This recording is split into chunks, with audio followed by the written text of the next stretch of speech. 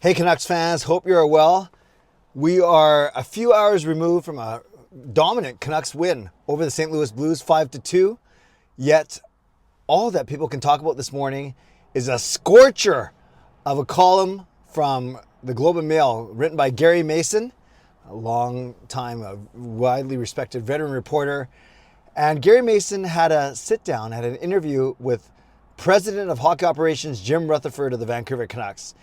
And the entire article was about this whole JT Miller and Elias Pettersson situation. And if you read this article, if you haven't read it already, go find it somehow. It's behind a $1 paywall, but there's other ways to find it on Reddit and Twitter, whatever it may be. But go read it, I should say. And Gary Mason, he's appeared on Securus and Price this morning. And I watched that whole interview, really good interview. And I think he's going to be on Donnie and Dolly as well, maybe as we speak. But the whole premise of the interview, the article is this, that Jim Rutherford said that this situation between Miller and Petey will not resolve itself and ultimately is going to result in some changes with the hockey club. And he didn't say it's going to change like this weekend or this week or by the trade deadline or over the Four Nations break. It could even be off season, which is the way I think it's trending. I'll talk about that in a few minutes in the conclusion. But basically, Rutherford admitted that they've tried to work at this, that both parties, meaning Pettersson and Miller, that they've spoken to them. I'm sure they've spoken to their agents. And this is he didn't say how long it's been going on for, but people have said it dates back to the Travis Green era, through the Bruce Boudreau era, and now through the era, and now through the Rick Tocchet era. So this is not simply something that popped up this season or during last season. This has been going on for at least 4 or 5 years, ever since Miller got here, actually maybe in 2019. Now, so Jim Rutherford says a lot of interesting things, and we know that Jim Rutherford is not afraid to shoot from the hip. He's not afraid to speak his mind. He even pulled back. When he first got here as president, he was doing a lot of interviews, and then he even pulled back and publicly said that he's not going to do as many interviews because every time he does, he says too much. And then we saw the Patrick Alvin interviews for a while. But Rutherford still appears once in a while. I think he did After Hours a couple months ago, and now he did this interview with Gary Mason. And Mason even admitted on the Securus Price show that he has no prior relationship with Jim Rutherford. He respects him, but no relationship with him. Yet he spent half an hour with him, and Jim Rutherford was very forthcoming in his comments. So, okay, enough blabbing. Let's get to these comments. So the biggest one is that, yes, that he acknowledges that they've tried to work with both Pettersson and Miller over the years, and sometimes it looks like there's going to be a breakthrough and then it regresses again. And then it looks like there's going to be a breakthrough and then it regresses again. So he's basically admitting he does not think that this relationship is going to work long term. If Miller and Pettersson are at odds, then what happens, it seeps through the entire team. It seeps into the locker room. And then it affects Quinn Hughes, it affects Brock Besser, Thatcher Demko. Like, he didn't say these names, I'm saying these names. But he did make the point that it wrecks team chemistry, and you simply can't. It's very hard to push to the same common goal of winning a Stanley Cup when you're not all pulling on the same rope, so to speak. So he did point out that they don't want to rush into a trade. They don't want to make a trade for the sake of making a trade. And that's why, and this is what I kind of hinted at the start, that's why I do think something's going to happen, but something is going to happen probably in the off season, because right now every team knows the Canucks situation. Every team knows the Canucks are dealing from a position of weakness, not strength. So you could kind of let it die down a little bit, maybe push for a playoff run, see what happens, and then entertain more serious offers in the summer. So that truly is still the way I think it's going to go. I think there will be a move, but I don't think it's going to happen immediately, especially after reading this interview. A couple other things that Jim Rutherford said that was very interesting. One of them is that we, the Canucks, we shouldn't expect, anyone should, not only fans, but I don't think anyone should expect a top center coming back, like a 1C coming back. He even said maybe not even a 2C, whether you classify Miller or Petey as 1C, 2C, or both as top centers, as 1Cs. Probably not likely that a 1C or 2C is coming back. Maybe more like the Horvat trade to the Islanders, where you get a prospect, a pick, and a player, and then you turn those assets into other good players, which in that case was Filip Hronek. So maybe we get a 2C or even a 3C and some other assets back, but then you turn those assets into another player, a top of the lineup player.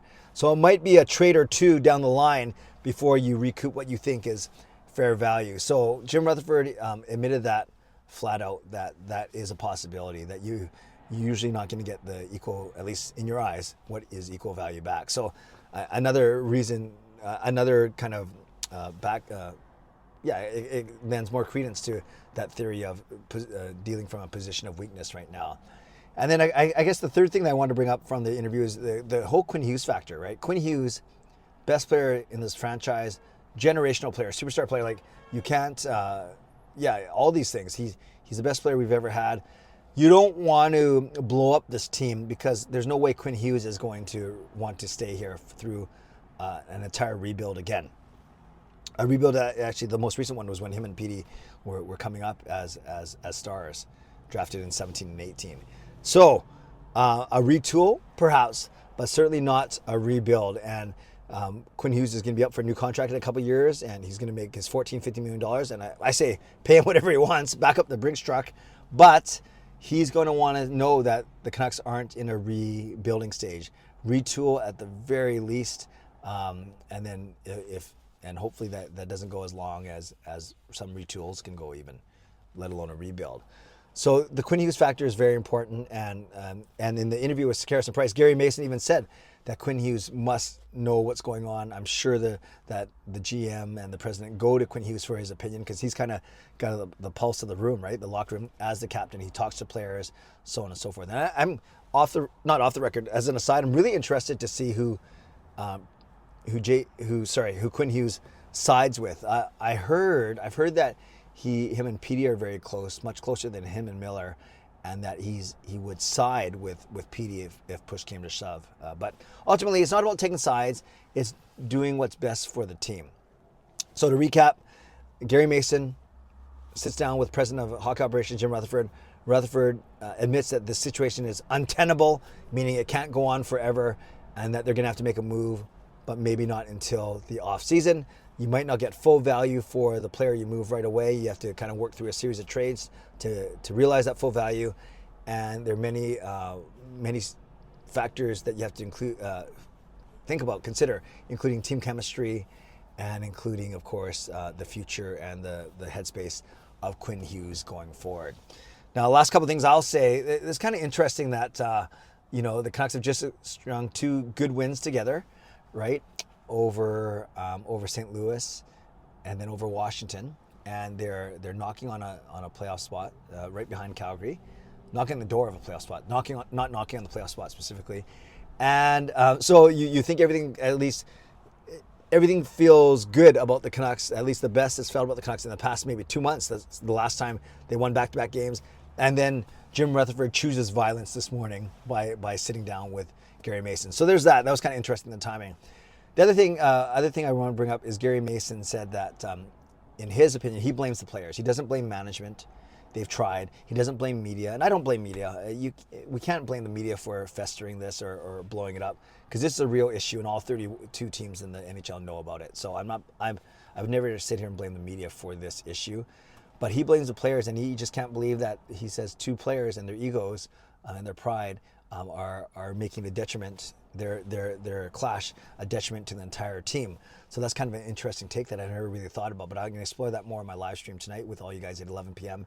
And then finally, I don't even know what I want anymore. I did that vlog last Friday from my work studio called The Reality Check, and it was a more somber tone, but more realistic tone. And then the Canucks rattled off 2 good wins, and now I'm all optimistic. And then I read this article this morning and watch these interviews. As a content creator, a trade would be good for not only my channel, but for everyone's channel. But I don't get too much wrapped up in the likes and the views, as you guys know. I just want to create good, honest content that's positive. But as a content creator, it would give me a lot for sure. As a Canucks fan, if it means that the team is better down the road, then I'm for a trade. As a person who doesn't like conflict, I want them to work it out and sing Kumbaya and church songs around a campfire, but I'm not sure that's going to happen either. So kind of the story that never ends, and I think it won't end until a trade is done decisively. And again, that might not happen until this summer. So I would implore you to go find the article, go find some video interviews that Gary Mason doing today. Some really, really fascinating stuff. I'd love to know your comments down below. What do you think about this news and this article? And we're going to talk about it some more tonight on my live stream at 11 p.m. Hope you can join me tonight. Thanks to my sponsors, Van City Experts Real Estate, Coach Patrick Liu, Weight Loss Coach. Thank you, legendary Lucas Gates, the legendary Andrew Chang, Hall of Fame and franchise members. Thanks for your support. And thanks to all of you for watching, liking, subscribing. On the way out, like the video, subscribe, leave a donation if you want to support me.